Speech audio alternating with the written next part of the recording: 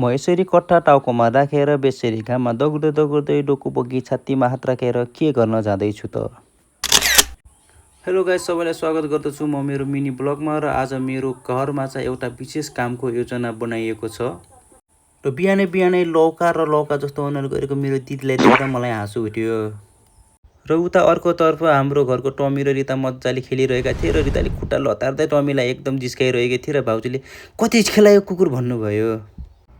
आजको हाम्रो घरको प्लान चाहिँ सबैजना मिलेर खेतबारीको लागि मल बोक्नु थियो।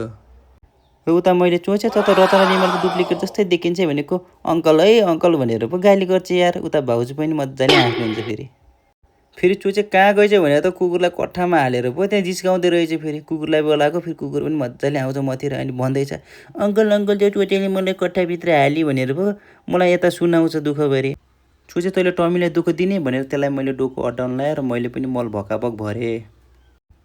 र त्यस पछाडि मैले 5 लाख रुपियाँ तिरेर किनेको कट्ठालाई टाउकोमा राखेर त्यस पछाडि मल बोक्नको लागि रेडी भएँ। र 3 वर्षसम्म मल नबोकेको कारण मलाई धहुन्छ जस्तो लागेको थियो। तैपनि मैले डोको अड्डाउन लगाएर मल एकैचोटिमा जुरुक्कै उठेर हात टकटकाएँ।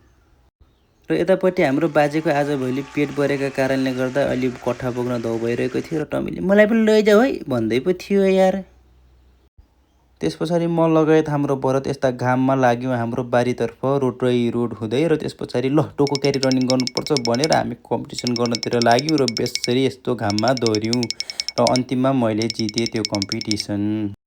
र यो चाइनाको ग्रेट वाल जस्तो आलीमा हिँड्दा मेरो खुट्टा कामिसकेको थियो। तैपनि म आफ्नो गन्तव्यमा पुगेर डोकोलाई मजाले खनाइसके पछाडि डोकोलाई टक्क निकालेर मिलाइसके पछाडि हिजो राति नेमारको गेम हेरेकाले र नेमारलाई धेरै लामो समयसम्म पछि देखेकाले चाहिँ एकदम खुसी लागिरहेको थियो।